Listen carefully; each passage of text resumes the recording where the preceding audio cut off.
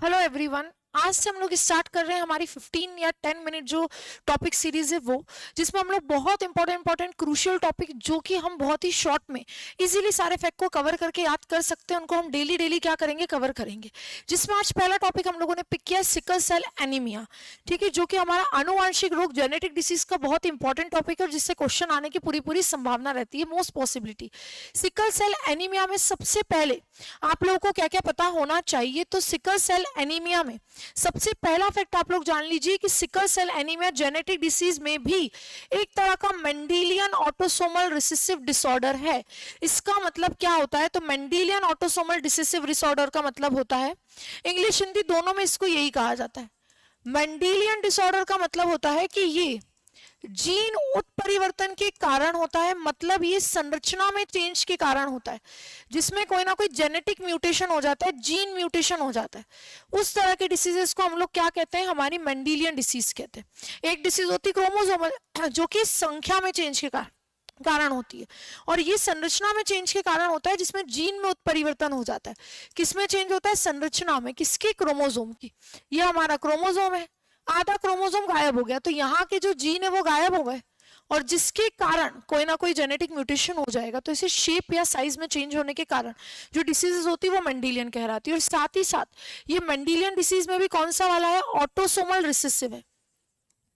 Autosomal recessive का मतलब होता है कि ये अप्रभावी वाला है। अप्रभावी का मतलब है कि ये तभी होगा जब माता पिता दोनों से म्यूटेड जीन, म्यूटेड मतलब उत्परिवर्तन वाले जिनमें रोग है, ठीक है, म्यूटेड जीन क्या हो, ट्रांसफर हो, ऐसे रोग कहलाते हैं ऑटोसोमल रिसेसिव। ये रोग तभी होगा, बार बार सुन लीजिए, जब माता पिता दोनों में से क्या होंगे, म्यूटेड जीन क्या होंगे, ट्रांसफर होंगे from both the parents, male और फीमेल दोनों से म्यूटेड जीन जब बच्चे में ट्रांसफर होते हैं तभी ये डिसीज हो पाएगी।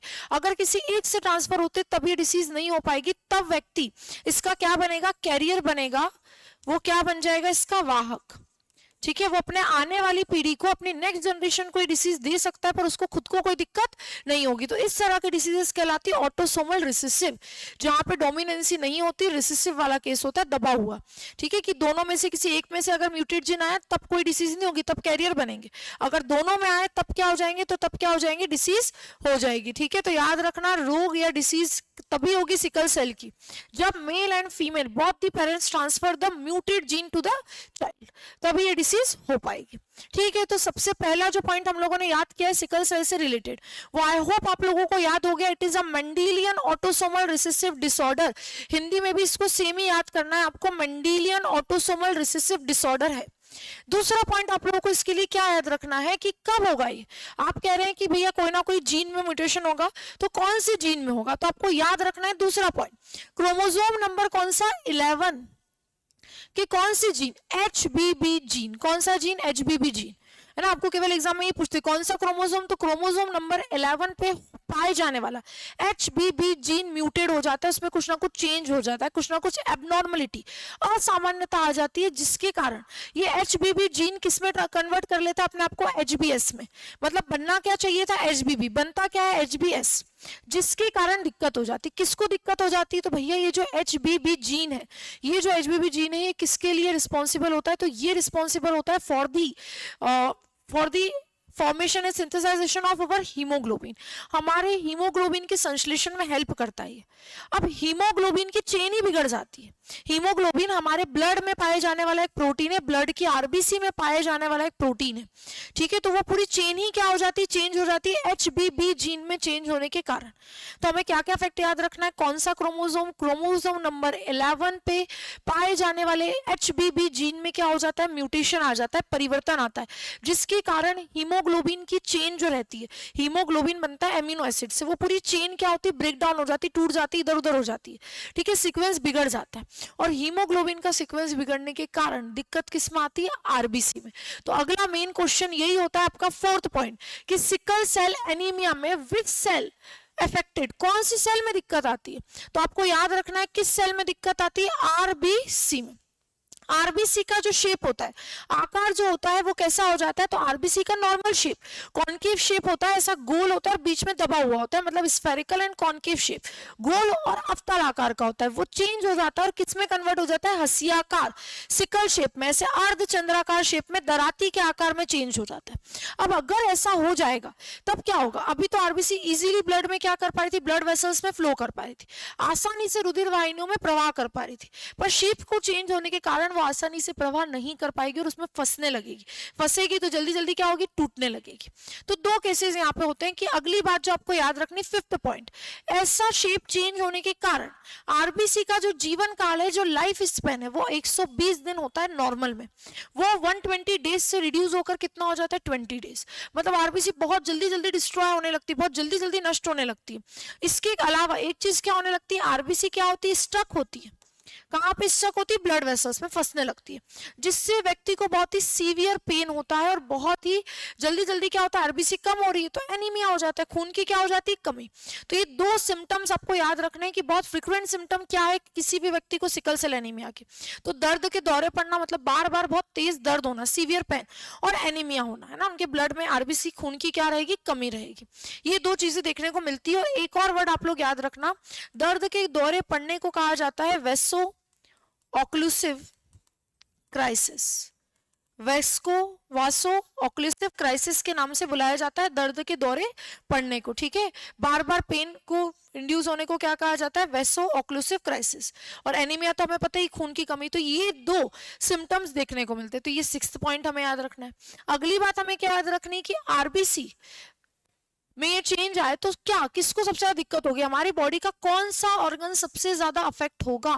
तो नेक्स्ट पॉइंट जो आपको याद रखना है कि हमारी बॉडी में अफेक्टेड ऑर्गन कौन सा होगा, तो वो होगा आपका सबसे ज्यादा प्लीहा, स्प्लिन।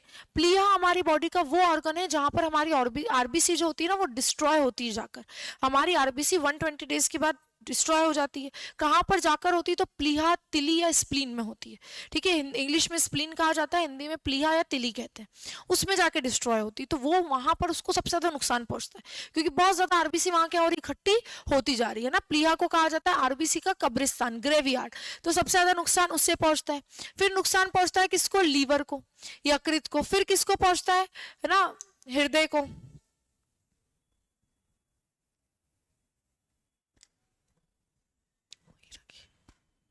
ये चीजों को क्या पहुंचता है, अफेक्टेड ऑर्गन सबसे ज्यादा यही होते हैं। ये फैक्ट आपको याद रखना है। नेक्स्ट आपको क्या याद रखना है, तो अब अगर आपसे कोई पूछ ले कि सिकल सेल के ट्रीटमेंट के लिए क्या किया जा सकता है, तो नेक्स्ट जो फैक्ट आप लोगों को याद रखना है कि for the treatment of sickle cell anaemia 3 चीजों का यूज किया जाता है। ट्रीटमेंट, उपचार के लिए 3 चीजों का यूज किया जाता है। दर्द को कम करने के लिए, पेन को कम करने के लिए हाइड्रो ऑक्सी यूरिया दी जाती है, पहला याद रखना। सेकेंडली ब्लड ट्रांसफ्यूजन किया जाता है, रक्तादान, बार बार व्यक्ति को क्या कर सकते हैं, ब्लड चढ़ा सकते हैं, क्योंकि खून की कमी है तो बार बार क्या कर सकते हैं, रक्तादान किया जा सकता है, बार बार ब्लड चढ़ाओ। और तीसरा किया जा सकता है जो कि इसका परमानेंट इलाज है ना, आपसे कभी पूछे स्थायी इलाज क्या होगा, परमानेंट इलाज क्या होगा, तो वो आपको याद रखना है, वो है stem cell therapy. Stem cell therapy है ना, जिसको कहते हैं अस्थि मज्जा प्रत्यारोपण।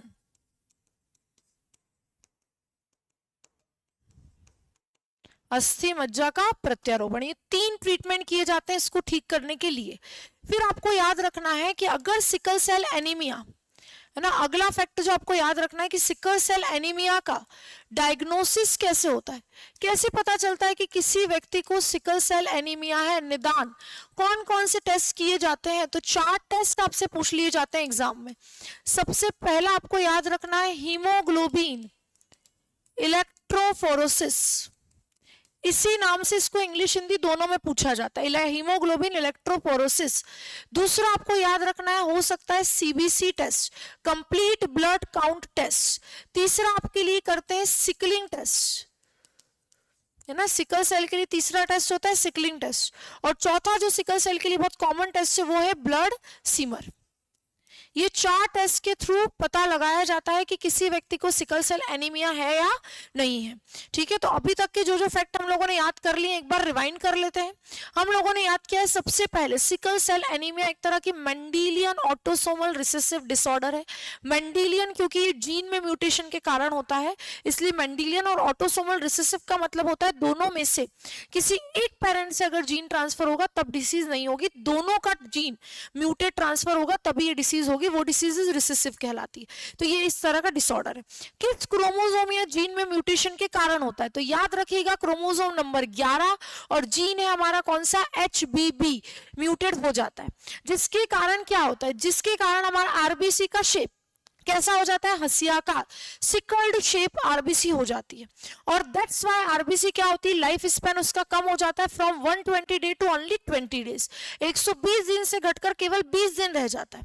और साथ ही साथ आरबीसी क्या होती है, फंसने लगती है, स्टक होने लगती है। तो सिम्टम्स के तौर पे हमें क्या याद रखना है कि बहुत तेज दर्द के दौरे पड़ना, वैसो ऑक्लूसिव क्राइसिस, और साथ ही साथ सीवियर एनीमिया देखने को मिलता है, very common symptom of sickle cell anaemia. लक्षण क्या क्या है वो आपको याद रखना है। अगली चीज याद रखना है, जब किसी व्यक्ति को सिकल सेल एनीमिया होता है तो अफेक्टेड ऑर्गन, प्रभावित अंग कौन सा है, तो आप लोग याद रखेंगे स्प्लिन, प्लीहा प्रभावित अंग है, लीवर प्रभावित अंग हो जाता है यहाँ पे। और फिर आपको याद रखना है सिकल सेल की ट्रीटमेंट के लिए क्या क्या किया जा सकता है। तो ट्रीटमेंट में 3 चीजें दी जाती है। दर्द के लिए हाइड्रोक्सी यूरिया है ना, बहुत ही टेम्परेरी काम करेगा। अगर किसी व्यक्ति को बहुत सीवियर दिक्कत है तो उसको बार बार ब्लड चढ़ाया जाएगा, ब्लड ट्रांसफ्यूजन कहते हैं, जिससे रक्ताधान किया जाएगा। या फिर परमानेंट इलाज चाहिए तो क्या करवा सकते हैं, स्टेम सेल थेरेपी का यूज किया जा सकता है, अस्थि मज्जा प्रत्यारोपण।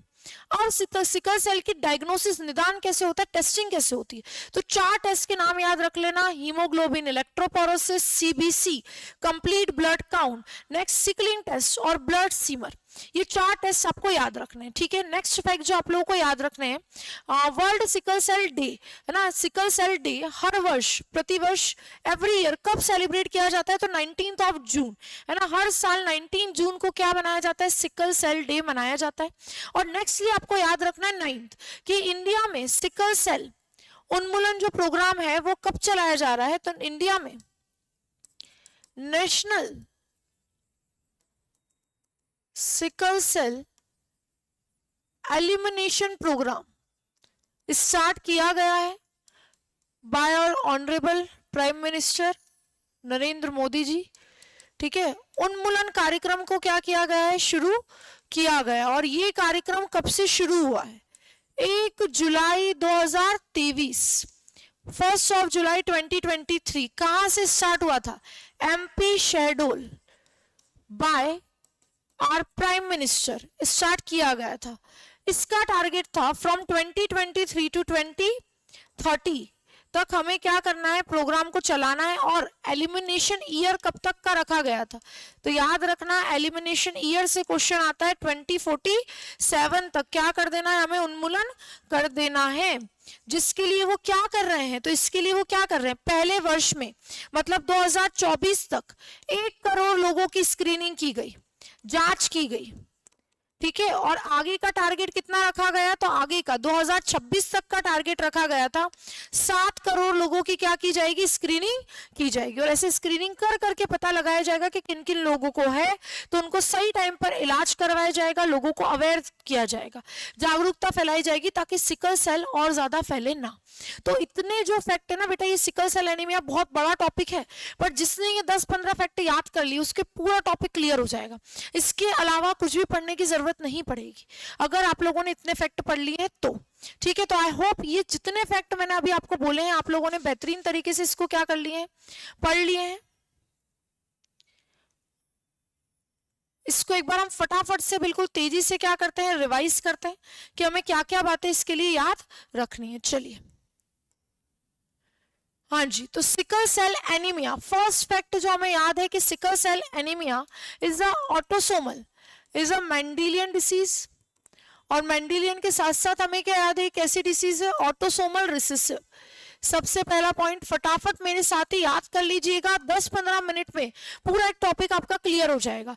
नेक्स्ट फैक्ट आपको याद रखना है, सिकल सेल एनीमिया किस सेल को डिस्टर्ब करता है, किस सेल को अफेक्ट करता है, प्रभावित करता है, तो हमारी आरबीसी को।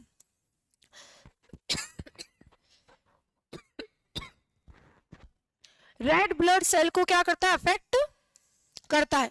नेक्स्ट याद रखना है कौन सी जीन में होता है, एचबीबी जीन म्यूटेड हो जाता है, यहाँ पे परिवर्तन हो जाता है उसमें, और ये एचबीबी जीन कहाँ पाया जाता है, तो क्रोमोसोम नंबर 11 पे, ठीक है। साथ ही साथ सिकल शेप इसमें आरबीसी का शेप कैसा हो जाता है, तो सामान्य गोल से कैसा हो जाता है, दराती आकार का, ठीक है, हंसियाकार आकार का हो जाता है, ठीक है। ऑटोसोमल रिसेसिव मेंडेलियन डिसऑर्डर ही हम पढ़ चुके हैं। क्या क्या लक्षण देखने को मिलते हैं, तो मैंने आपको बताया था, एनीमिया खून की कमी, दर्द के दौरे आना, थकान लगना, जॉइंट डिस्पीलिया हो जाना क्योंकि हमारा लीवर इफेक्ट होता है, ठीक है, ऑक्सीजन की कमी हो जाना, श्वसन संबंधी दिक्कत हो जाना, ठीक है, रेस्पिरेशन से रिलेटेड दिक्कत हो जाना, सांस लेने में क्या होती है, दिक्कत होती है, ये कुछ चीजें यहाँ पर देखने को मिलेगी। साथ ही साथ यहाँ पर अफेक्टेड ऑर्गन कौन सा था, तो हम लोगों ने पढ़ा है तिली या स्प्लीन, ठीक है। टेस्ट कौन कौन से किए जाते हैं, 4 मैंने याद करवाए। पहला है आपका इलेक्ट्रोफोरोसिस, एचबी इलेक्ट्रोफोरोसिस, दूसरा है सिकलिंग, तीसरा है सीबीसी, और चौथा मैंने याद करवाया था ब्लड या पेरिफेरल सिमल। ये याद रखना है, पांचवे को याद करने की जरूरत नहीं है। ये कब फैलेगा, जब दोनों से म्यूटेड जीन आएंगे तभी फैलेगा, माता पिता दोनों से आने चाहिए, ठीक है। ये मेनली किस जगह पे आपको फैलता हुआ दिखता है, तो याद रखना उस जगह पे जहां पर लोगों को क्या रहता है, मलेरिया, वहां पर सिकल सेल एनीमिया ज्यादा फैलता है। नेक्स्ट आपको याद रखना है कि सिकल सेल एनीमिया कहां पर, तो जनजातीय क्षेत्रों में ज्यादा देखने को मिलता है क्योंकि वहां पर ही मलेरिया या ऐसे उनके पूर्वजों में बहुत चला आया था ये रोग। तो जनजातीय एरिया मतलब एमपी में भी सबसे ज्यादा कौन है, तो एमपी देश में सबसे प्रभावित राज्यों में से एक है। याद रखना एमपी की सिचुएशन सबसे खराब है सिकल सेल में। उसके अलावा एमपी में भी स्पेशली मंडला, डिंडोरी, बालाघाट, अलीराजपुर, झाबुआ, इनमें दिक्कत है। सिकल सेल के ट्रीटमेंट के लिए क्या क्या किया जा सकता है, हाइड्रोक्सी यूरिया दर्द कम करने के लिए पहला, ब्लड ट्रांसफ्यूजन रक्तदान किया जा सकता है, रक्त चढ़ाया जा सकता है दूसरा, और तीसरा याद रखेंगे आप लोग स्टेम सेल थेरेपी, ये मैंने आपको याद करवाया है, अस्थि मज्जा प्रत्यारोपण। बस इस तरह से आपको क्या करना है, इसको याद रखना है, जितना जितना मैंने याद करवा दिया है। बहुत इजीली पूरा टॉपिक आपका क्या हो गया, कंप्लीट हो गया। इसकी रोकथाम कैसे कर सकते हैं, प्रिवेंशन तो जेनेटिक काउंसलिंग कर सकते हैं, कैरियर डिटेक्शन प्रोग्राम रख सकते हैं कि कौन कौन वाहक ही ना मिले, कैरियर ही ना हो तो ये रुक जाएगा, या फिर विवाह के पूर्व जो जांच होती है वो करवाई जा सकती है। वर्ल्ड सिकल सेल डे कब बनाया जाता है, 19 जून को। उन्मूलन कार्यक्रम कब से स्टार्ट हुआ है, 23 से एमपी शेड्यूल में 2030 तक चलेगा, और लक्ष्य कब तक रखा गया, टारगेट 2047 तक। इतनी बातें आपको यहाँ पर याद रखनी है। मेन मेजर पोर्शन आपका सिकल सेल का पूरा कंप्लीट होता है। वो टॉपिक जो हम लोग क्लास में 1 से 1.5 घंटे में पढ़ते हैं वो आप लोगों ने क्विक रिवीजन आप इस 15 से 20 मिनट की क्लास में क्या कर सकते हैं, पूरा कर सकते हैं।